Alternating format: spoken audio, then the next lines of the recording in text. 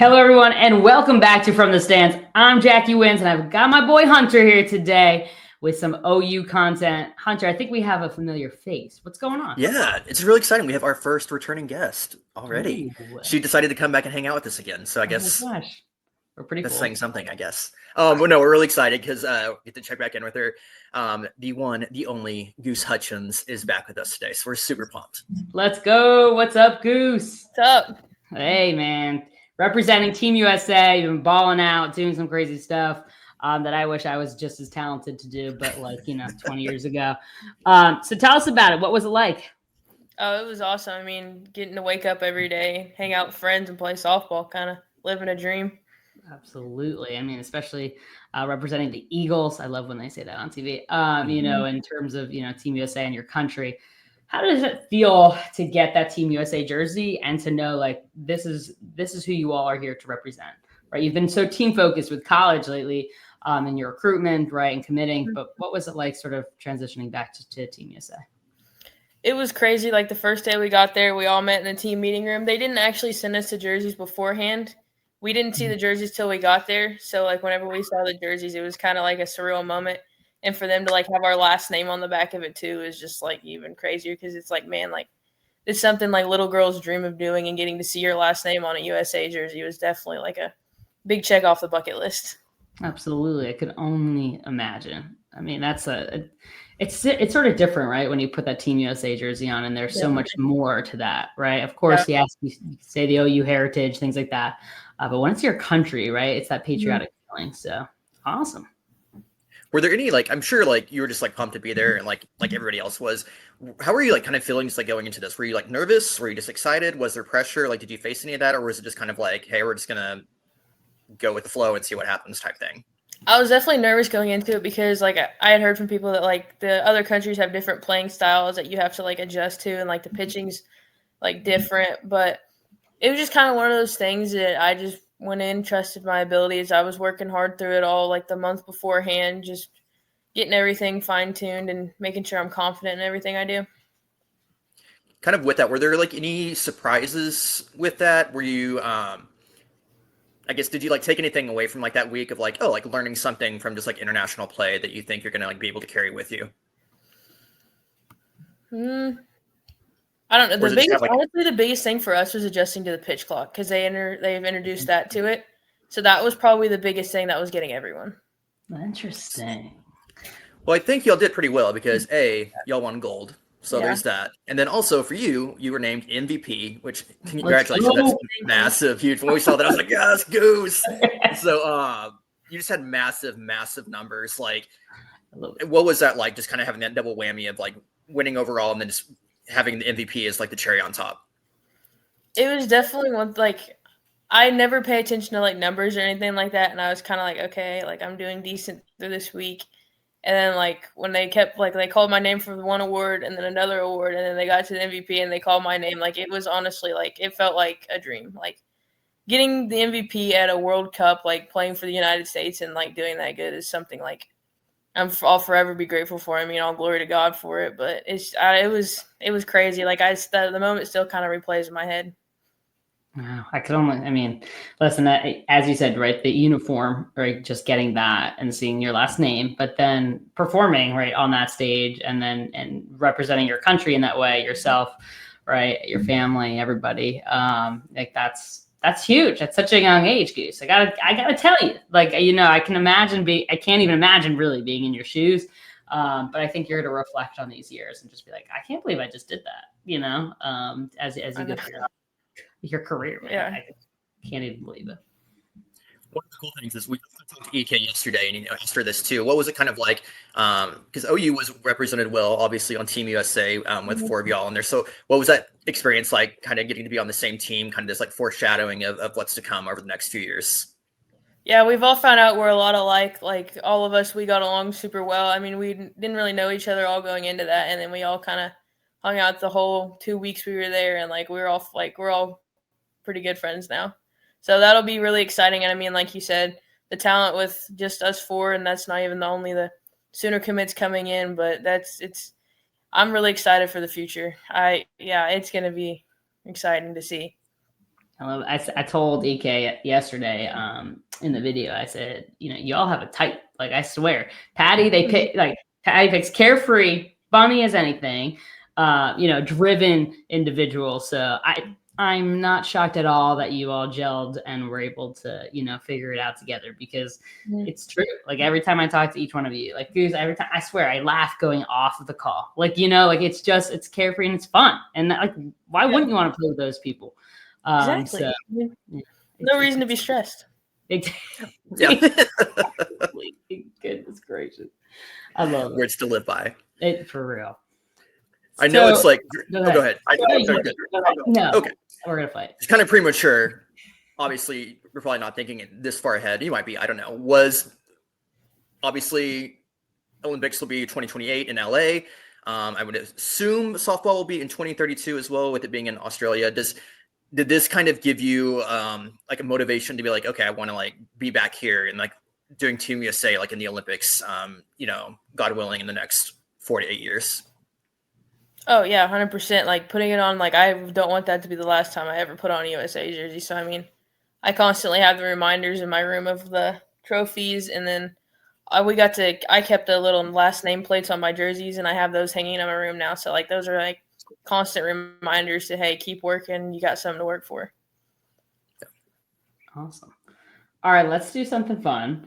We're going to do, sort of in the middle of this all, a little bit of a switcheroo. So for our little watchers, viewers, whoever you want to call yourself right now from the stands, we do have a new segment, and it is called Switch Up. And what happens is we're going to give Goose a little bit of hosting time. So she'll be able to ask us 1-2 questions, whatever she wants, and then we have to answer as authentically as possible. All right. I'm nervous. I don't know why. It makes me nervous. I know. So, all right, Goose, you're the host. What's up? Okay. How do you guys think the Olympics being in Oklahoma will affect the softball culture of Oklahoma? Ooh, good question. Okay. I'll take it first. I think there's no better place in terms of if you want a crowd, and if you want to, see that big softball environment. What I do think is that we are going to get a little bit more of the more cultured, out of USA type of environment coming into Oklahoma City, that hopefully lends to more people coming during the Women's College World Series. And that it won't just be, a typical NCAA crowd, but more of that worldly crowd here in Oklahoma when we do host it every year. But I'm intrigued to see what that looks like between all, like, the NCAA crowd that's so heavy in Oklahoma City, right? And then everybody from all the different countries, what in the world that looks like in one stadium. And whether or not they think of, potentially, expanding certain aspects of it in the future, because if it does continue to grow and we do attract more of a worldly crowd, we're going to need to expand, which I think would be incredible. Yep.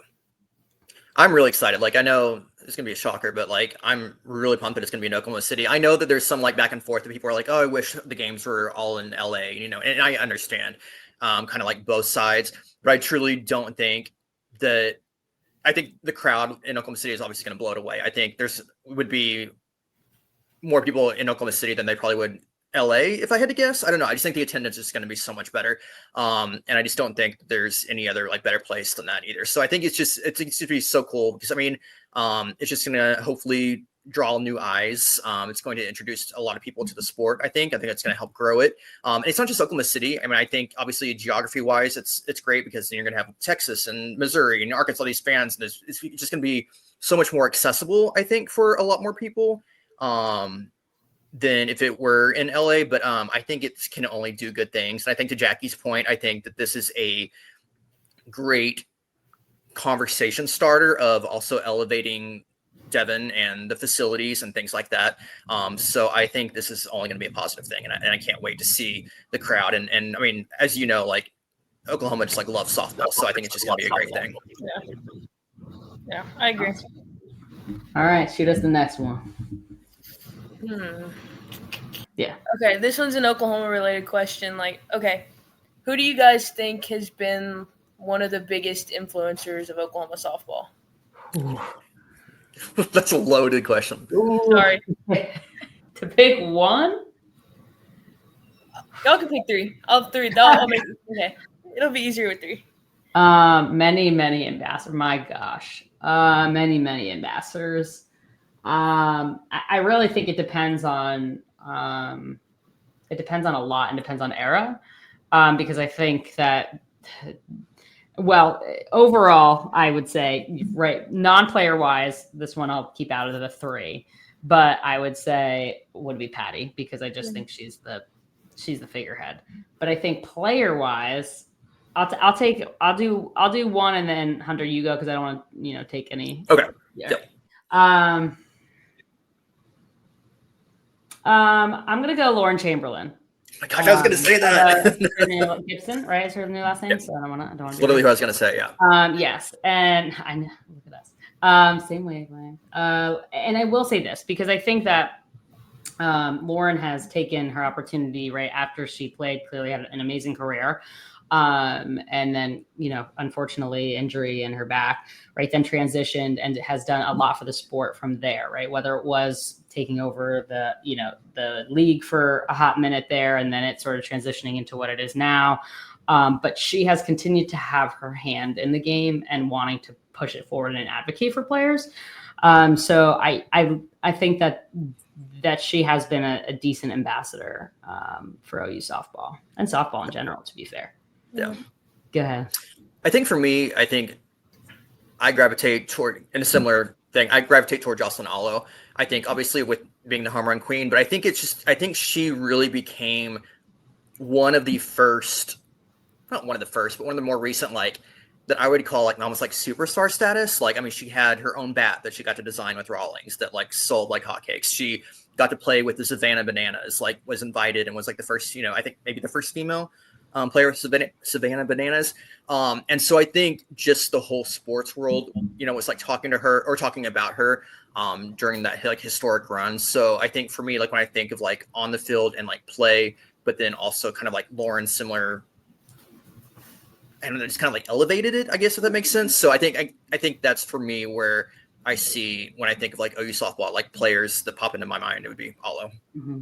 I do think though, it really depends. For example, a lot of our generation, for Hunter and I would say Ricketts was a huge captivator, right? A two-way star that continues to play, right? And that, that era, right, with Romero and things like that. It's so hard to pick one. Because they all had their hand in it. All the way through, right, to Tiara and Jada now, right? And then Brito, everybody. What a hard. It's hard because there's so many and there's so many too that it's a twofold thing. Those are the ones I think are obviously recognizable names, everybody knows them, and everybody knows all the OU players, but there's so many unsung heroes throughout the years too who maybe. Grace weren't as known per se, but had such a big impact, and OU wouldn't have the success that they did, without them. So there's just so many, like Jackie said, you can look at it in a million different ways and take a look and see, but there's been a lot of good ones for sure. So I'm going to flip it back on you now, Goose. Okay. All right. Now you've been a decent Oklahoma fan for a while, right? As we found out in our last thing, in terms of captivating of OU players and things like that, who do you feel, and I understand you're going to be in the same boat as us with this question. There's going to be a lot, but like, who do you think are really captivated, like what you thought of as an OU player? Honestly, one of the first like OU catchers that I started watching, Lindsey Elam, was one of the biggest like roles. And like when I thought of Oklahoma softball for a while, that's who I thought of, because like I went to a camp there when I was younger, and she was the person I worked with because of catchers. And like I remember her telling me, she was like, "Dang girl," like, and then like that stuck with my mind for like forever. Because I mean, hearing someone like that tell you, "Dang, like good job," like that was one of my biggest, Wow.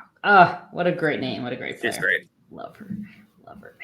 She was almost irreplaceable. Like it was tough after she left, and the leadership that she brought. So good name drop right there, Goose. Well done. I love it. All right, we're going to go on to another new segment for all of our watchers, listeners from the stands. This one is this or that. So I'm going to give her 2 options, and she'll pick this or that one. All right? All right, Goose. Okay. Post-it number 1. Lead by example or lead vocally? I'd say example, because it's a lot easier to lead by example than have to worry about backing up your talk. Oh, yes. I wasn't even thinking that. That's incredible. I love that. Good job. All right. Second post-it. Confidence or consistency? Confidence, because confidence is I've always been told softball is 90% mental, 10% like physical. So if you have confidence, you can go about anywhere you want to with that. Oh, love it. Don't worry, these are endless. Being team captain or team MVP? Team captain. Why? You're getting to lead your team, and I mean, just being the person like on the team. I feel like that's the hype person is bigger than any kind of prize or award you could get, because I mean, you're valued by the team, not by numbers you put up. Nice job. It's great. Walk off or no hitter? I mean, I'm always going to say walk off because I'm a hitter. If I was a pitcher, it'd be the other way around. But I love it. I'm gonna clip this if you hit a walk off one time, and then just show you hitting the walk off. Diving catch or throw it at home? Throw it at home.